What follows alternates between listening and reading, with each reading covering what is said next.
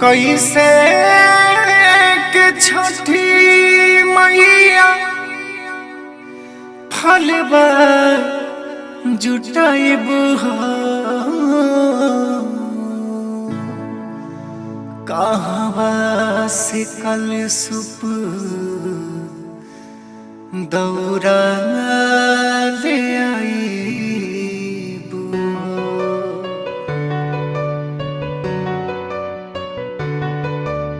कैसे के करी हम छठ के बरतिया देला करे जा झाँक झोर हो।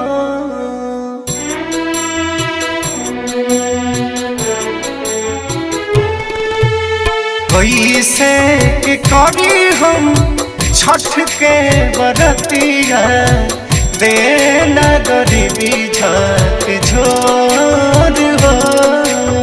बोला ये माई कैसे कर छठ बरतिया झरता नयनवा से लोर हो।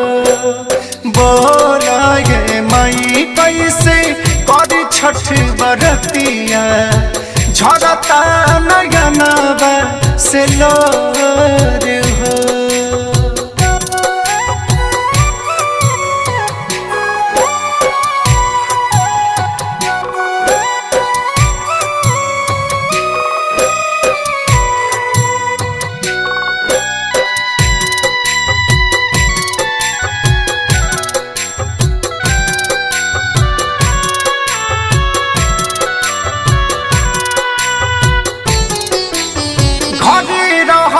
सैया दौरी सुपली किनाइत ललसा बहंगना में कोसिया भराइत।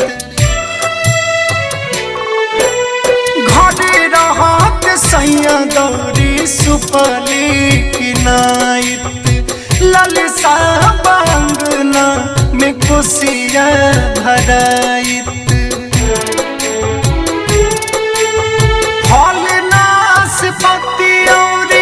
पान के पतैया मार्केट से लैते जदी घर रहते सैया भीजता अचारा के कोर हो। बोला ये माई कैसे कर छठ बरतिया झरता नयनवा से लोर हो। बोला ये माई कैसे कर छठ बरतिया झरता नयनवा से लोर हो।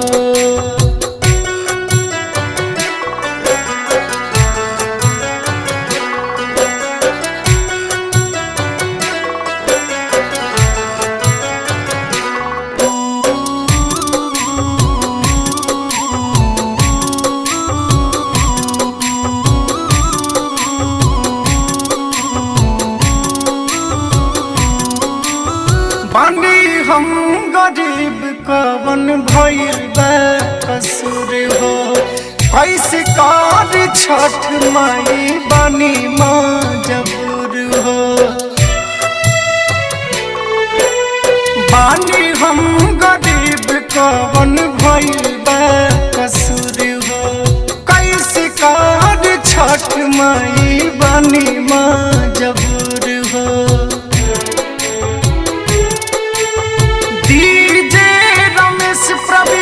विकास के बुलाइते संदीप सनेही से हम पचरा गवैती।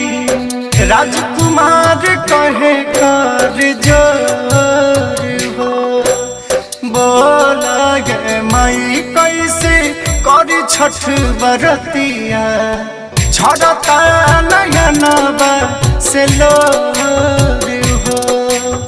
बोला ये माई कैसे कर छठ बरतिया झरता नयनवा